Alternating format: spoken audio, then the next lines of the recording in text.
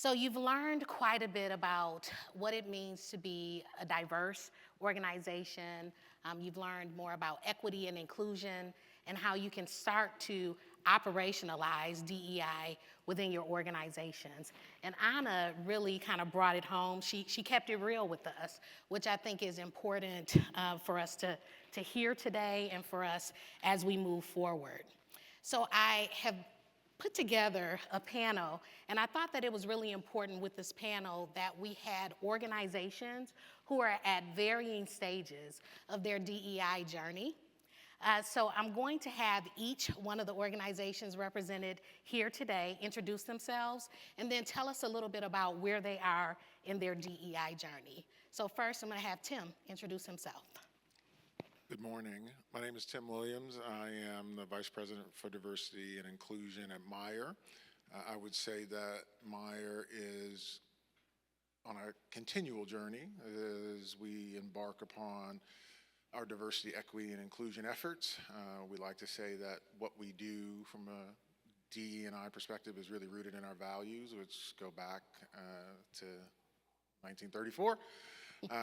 And we have been tactical in the space for a number of years and been really, really strategic probably over the last 5. And so we talk about, we call it basic, foundational, advanced, and leading tactics. We sort of measure how we show up in various spaces. And I am proud to say that we show up in a little bit of all 4 of those, but we are most proud of where we show up in the spaces where we are advanced and leaning upon leading. Awesome. Laura? Good morning. My name is Laura Longstreet. I work for Lumbermans, which is a wholesale building materials distributor here in West Michigan. We're a 100% employee-owned organization, and I have the privilege of serving as the director of HR. Lumbermans was founded in the 1950s. We started an HR department 7.5 years ago when I stepped into the organization. And the formalization of an actual DE&I journey is really something that we're still figuring out.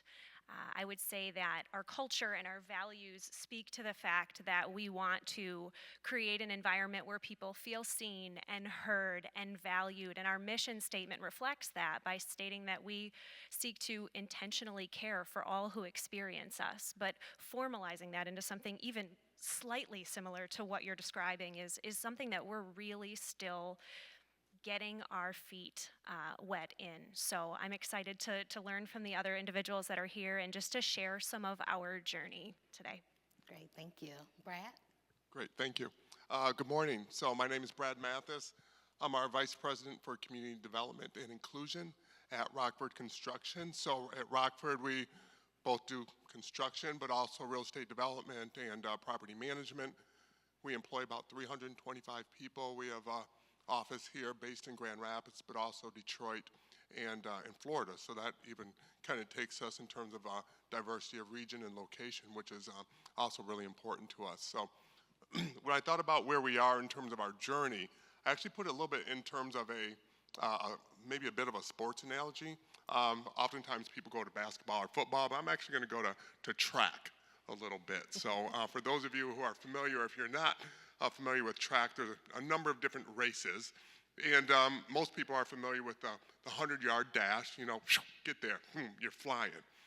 Everyone's also kind of somewhat familiar with the mile race because most people don't watch the whole thing because it's long, it's a little bit slower. I'd say that at Rockford, we're probably right around that, what they call the 220, you know, so it's a little bit of a run sprint.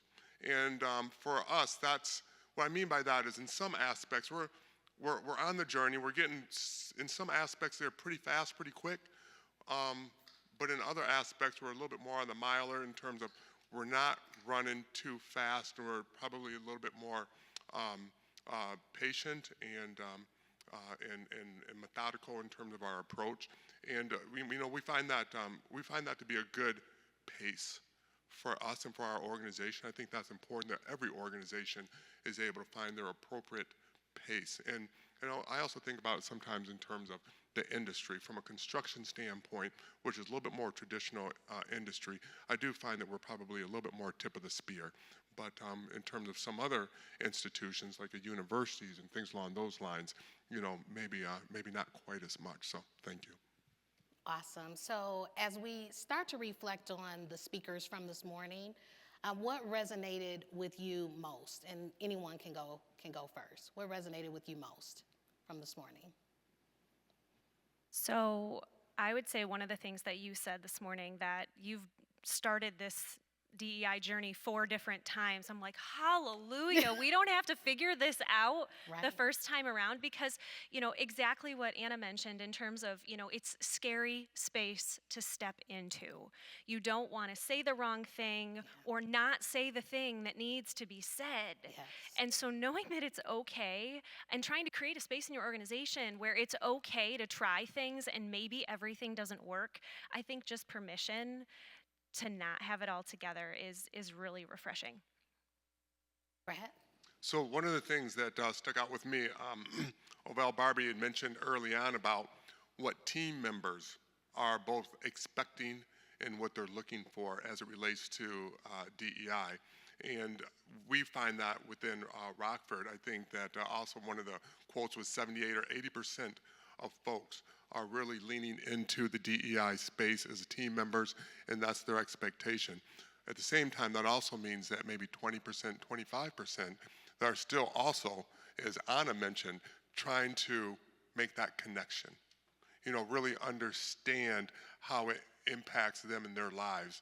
And so we really think that when I thought about the 2 speakers, is really that balancing act about the 75, 80% of our team members who know and expect us to be able to manage that culture around DEI, but also, recognizing that we have to make sure that it's still accessible for the 20% or 25% that are also still kind of on that journey, and everyone's at a different spot or a different place. Tim? For me, I would say it's understanding your why. In this space, in this time, in society and in our culture, there are a lot of people who are putting pressure on organizations. Talent is putting pressure on organizations to show up in a way that is meaningful and impactful from a diversity, equity, and inclusion perspective. And what that tends to pressure people into doing is doing what everybody else is doing, or doing what's hot, or what's on the top of the list, and not really having it rooted in your why and your culture. Because if you're doing something just to be doing it, it's really not sustainable. So I always get offended, and I'm working in my organization, and we never talk about diversity and inclusion as an initiative, because initiatives have a starting point and an ending point. When we talk about diversity and inclusion at Meijer, we like to talk about it in terms of it being an imperative, a business imperative. And so, my 2 main sort of elevator speech points is we understand the business case for diversity and inclusion at Meijer, and we drive outcomes by focusing on our teams, our customers, and our community. And that is something that we're trying to preach, we're trying to embed, and it's starting to show up in all the things that we do, and from a people perspective, from a customer perspective, and from a community perspective. And so because we understand our why, it makes it easier for us to stay focused and not get caught up in chasing the shiny penny. And so I think that understanding about who you are and why you're doing what you're doing needs to be everybody's starting point. So Cherry Health is a federally qualified health center, and what that means is that many of the patients that we serve are under-resourced, so they present with Medicaid. And as a part of our requirements, we're required to have 51% of our board members, they are actual patients of our health centers. So these are under-resourced individuals. We might have someone on the board who has substance use disorder, someone who's actively homeless, literally right now. And part of that, kind of innovation, so FQHCs were ahead of their time with this, is it allows us to pivot and course correct when things aren't going well. Because quite frankly, the board is my boss. And if 51% of them are patients receiving services right now, we're able to change some things quite immediately. I also identified that our really C-suite should reflect the staff that we're serving. So 40% of our staff are people of color. They're also from diverse and inclusive backgrounds. And now we're over probably 47% of our C-suite are from diverse and inclusive backgrounds, because I think that it's truly important for us to reflect that across the organization. Now, in all transparency, we don't have that level of diverse and inclusivity at every level, so that's something we're still working on, but it's important to me that we're modeling it at the highest level of the organization. So I'm wondering from each of you, what are you doing in the innovation space around DEI within your organizations? So Tim? Technologies. A number of different things that I would love to sort of tout and talk about, but I think the thing that is most impactful for us as an organization is that 3 years ago, we worked from a competency model. And so we added values differences as a competency that we use to define our work and how we evaluate talent, how we evaluate leaders. We since have started to embed that as part of the goals that impact our leadership team. So they are now responsible for coming up with values, differences, goals. We've cascaded that from the C-suite down to the vice president level, down to this year to our director level. And we have tied the outcomes that they achieve to their actual compensation, which is a huge, huge deal for us because, in street vernacular, we're putting our money where our mouth is, right? And you gotta show up to get it. And now we're working to try to make the goals that are set, goals that are far more accurate, in terms of SMART goals. But we don't really focus on outcomes as much as we focus on behaviors and actions. We feel like outcomes should be lagging indicators, and the leading indicators are being really thoughtful and intentional about what the behaviors and actions that we are going to hold ourselves accountable to delivering upon. So that's the biggest thing that I would tout and speak to. All right. Brad? So I think a couple things in this area. One is, even Tim, earlier you had mentioned about the why in the business case.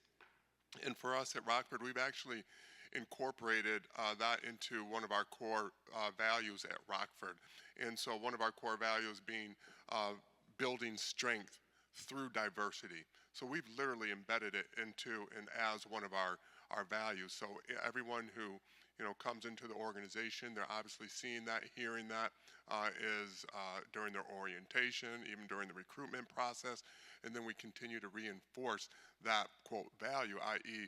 business case around diversity and the strength that it brings to the organization and the sustainability that it ultimately brings to our organization in the long term. So I think that's been, really helpful for us. We've certainly included, other aspects in terms of, DEI in our strategic planning and some of the systemic things. But the other piece that for us that we find innovative, particularly in the construction industry, is really around our trade contractors, or sometimes people might refer to them as subcontractors, in terms of how do we also ensure that there are more women-owned, minority-owned, veteran-owned businesses in the construction industry, which is really, really difficult to break into. One, because of the capital required, also certainly because of, even now in this day and age, the technology associated with it. So we've gone really reached in and had conversations. We help out, with lines of credit. We look at our policies in terms of what are those barriers that might prevent or make it more difficult for some of the growing or emerging trade contractors, to be in the industry. And we really try to knock down those barriers as much as possible so that more people can participate and, quote, on our projects, but more importantly, in terms of building community along with us. Laura? So again, being earlier on in that journey, I can't tell the story of how things have been successful, but one of the pieces that makes Lumbermen's unique is our structure itself. So in 1990, the transition was made to begin creating an employee ownership structure. So we were a family-owned business initially, and as the Bauma brothers who started Lumbermen stepped away, they wanted to leave a legacy and create continued opportunity for employee owners to be successful personally and professionally, especially from a financial financial sense. And so over the course of the 1990s, we transitioned to 100% employee ownership.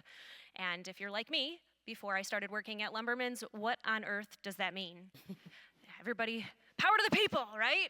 Well, yeah, but it's more than that. And one of my trips to one of our other locations, I saw a semi truck that said, "Why be an employee when you can be an owner?" And I thought, well, that's a fairly unfair generalization of what employee ownership is, but a lot of it is about giving your employees a voice and letting them know that they are valued and appreciated, and that it takes every single one of us to be successful. That may not necessarily differ from the way that your organization functions, but there is a huge culture aspect in terms of the way we all show up to work. Teamwork comes to a whole new level when you talk about employee ownership, and that's really what we use as a selling point of why people might want to join our organization, because who the heck is Lumbermans? There's a bus out there, if you've seen it, driving around town. That's one of our ways to try to get a little bit more recognition, and one of the sides of the bus says, "We don't sell lumber." Because everybody thinks we do. Surprise! That's the takeaway from Lumbermans. I'll digress away from employee ownership and its aspect on culture, but also a financial reward for our employee owners. There's a company-funded retirement benefit that comes with being employee-owned as well. So earning a paycheck is a normal expectation and should be, but having a company-funded retirement benefit to look forward to for future equity is something that we are really proud to be able to offer. The other piece is partnerships. So about maybe 6 months after I started with Lumbermans, we forged a partnership with an organization called The Source. And I know there are a few organizations in the room who might be nodding their heads going, yes, we partner with The Source as well. I see Corewell Health right in front of me. Woohoo, right? The Source is an amazing local nonprofit organization that partners with member employers to offer support resources to employee owners in areas where truly us HR professionals should not be stepping in. No one wants to walk into my office and say, "Laura, I don't know how I'm going to put food on my table for my children this weekend, and if my paycheck isn't enough, if I don't get enough overtime, my lights are going to get shut off." And truthfully, can I turn their lights back on? No. So having a free and confidential resource to offer to our employee owners in whatever stage or place they might be in is so valuable. And I do think it is something that sets Lumbermans apart to try to put your money where your mouth is in terms of saying, we want to come alongside you and support you, and here's a way that we can do that. That's awesome. So I shared a little bit earlier that Cherry Health has had a few false starts in, starting to operationalize this work. And I'm curious to understand kind of where you all sit with that. Have you struggled to get these efforts up and running? And if you have, what has happened for you to remix DEI or to move out of that kind of stagnant place? I was thinking earlier that some of our DEI efforts need CPR because, they're just stagnant. So what are you all, able to share with us about the barriers that you've overcome in your DEI journey? So, Tim? That's okay. I would say there are barriers, and I'll just be candid with you. So when I walk into a room and I talk about the work that I do, or I advocate on behalf of the organization or myself or any interest or programming that I have, I always walk into that room with the idea that I'm 50-50. Like half of the people in there are 100% behind me and half of them aren't. And that may be a sort of gross exaggeration. We sort of talk about where people are in terms of being receptive to diversity, equity, and inclusion, in terms of arguers, adopters, avoiders, and arguers. So you can split that up any way you want, but I assume it's 50-50. And some people want to go as fast as I would like to go or we would like to go, and others don't. And I have to respect that, because it says Meyer on the front of the place that signs my paycheck, not Williams. And so they get to make the decisions, and I have to deal with that. And so dealing with those no's, I think, can be really, really frustrating for a lot of people. I don't take it as being frustrating. I take it as being, okay, not today, not that way, not now. And so we work to accomplish what it is that we want to accomplish over time. And there are things that we're doing now. I've been in this role for 4 years that on day one I wanted to do, and they were like, nope, not going to happen. And here we are 4 years later, and I'm telling you some of the things that we've accomplished. So there's always going to be people who say no, there's always going to be obstacles. But again, understanding the why, understanding what's behind it, figuring how to navigate through the system, because ultimately I believe that's what we're paid to do, is get the organization to understand why it is we want them to do it, and then get them to buy into it, and then do it, and then celebrate it and make them feel like it's their idea. That's the goal. Super easy. Go for it. All right, Laura. So, diversity is really just starting to show up formally at Lumbermen's. Over the last maybe year and a half, 2 years, we were able to bring an amazing leader on staff who has done a lot of work outside of the professional realm on diversity, equity, and inclusion, and specifically racial diversity. He earned his doctorate and focused on racial diversity and breaking social norms, especially in higher level roles. And so certainly he has brought his knowledge, his expertise, and the findings of all of his research into our organization. And so we started to do trainings on racial diversity. And P.S., this is being trained by a white male, okay? But people who may not know details about him, he is a white man married to a black woman and has been part of both of those environments. And so he expresses vulnerability and shares that with people when he does the training. But there's also the aspects of societal happenings. What's going on in the world? And how does that impact people's perception of what we're doing? And so in our world, there was a lot going on with the racial divide and everybody's perspectives on, several different incidents that had taken place, right? And that affects how people show up to that training. I also wonder if we should have done a more global presentation to everybody of, hey, this is something we're doing and this is why we're doing it, because there were certainly groups of people when they got the calendar invitation that said, what is this? Why are we doing this? And maybe didn't feel as comfortable speaking up or feel as psychologically safe in that conversation because they didn't understand the context. And then it's is this just going to be a one and done? It's the flavor of the week, and this is what Lumbermen's is doing right now, and we're never going to hear about it again. And so we've continued to expand on that. We've had a second part. But this is really specifically talking about racial diversity. And, truthfully, when I was asked to speak on this panel, I said, are you sure? I'm not sure how much I have to offer because we're so new in the journey, but hey, is anybody with me? Is anybody willing to raise their hand and say, thank you, I see you? That this is important and it's hard. And we can't do it alone. Sometimes people do say no. And you have to not be discouraged by that and be willing to keep moving forward. So figuring out how to break it down into bite-sized chunks can be a barrier in itself because there's all these great things you want to do, but what do you prioritize and how much is enough and how much is too much? And if you take too much on and you fail, then what, right? So I think one of the barriers is just knowing what, why, when, and how. And so the suggestion of taking an external partner so you're not trying to figure it all out for yourself the first time around, I think is great advice. Awesome.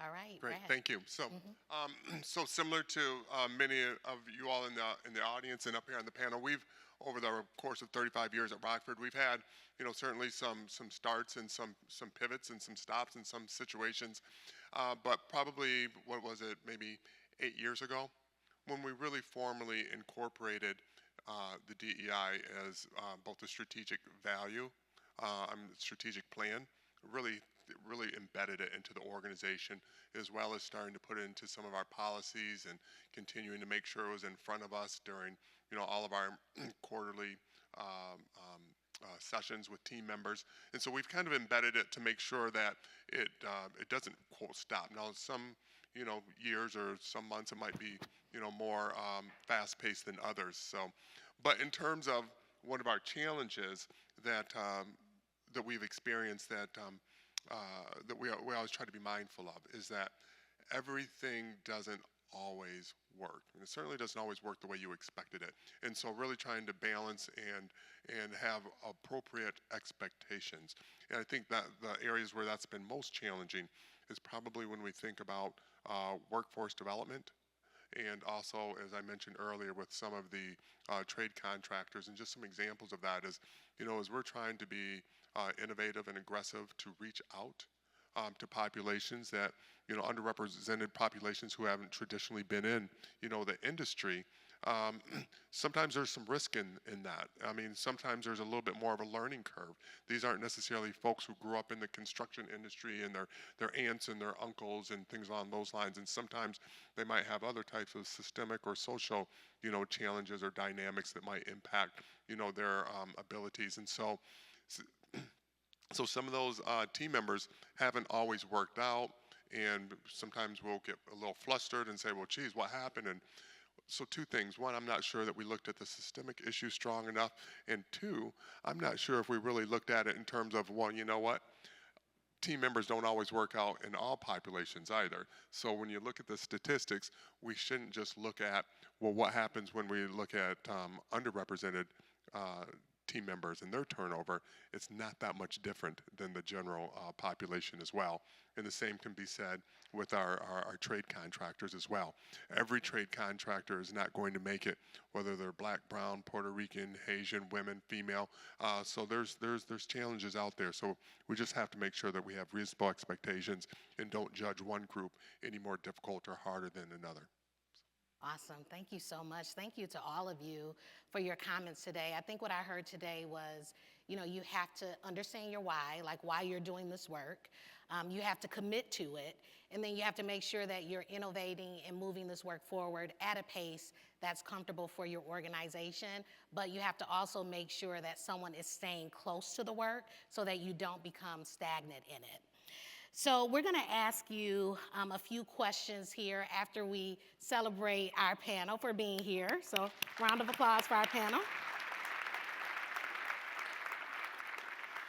And this is going to be an opportunity for you all to discuss some of the themes that you've heard today. So when you're at your tables, we want you all to start talking about what you heard this morning that actually resonates with you, and it can be anything that you heard this morning, and talk about whether or not your team has implemented any innovative DEI strategies within your organization that you think others around your table might be interested in hearing. So if you can take a moment to do that, you can see the questions there on the slides on either side. So please take some time to discuss with your table and become more familiar. Thank you all.